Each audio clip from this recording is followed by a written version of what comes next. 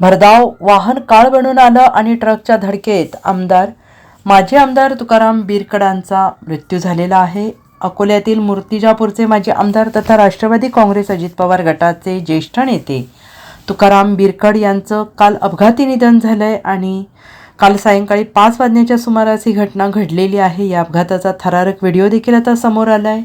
तुकाराम बिरकड यांचा अकोला ते मूर्तिजापूर राष्ट्रीय महामार्गावर शिवानी टी पॉईंट जवळ दुर्दैवी अपघात झाला होता आणि या अपघातात तुकाराम बिरकड यांचा दुर्दैवी मृत्यू झाल्याची घटना समोर आली आहे. या अपघातात मालवाहू टाटा वाहनाने बिरकड यांच्या दुचाकी वाहनाला दिलेल्या जबरदस्त धडकेत त्यांचा जागीच मृत्यू झाल्याचं सांगण्यात येते.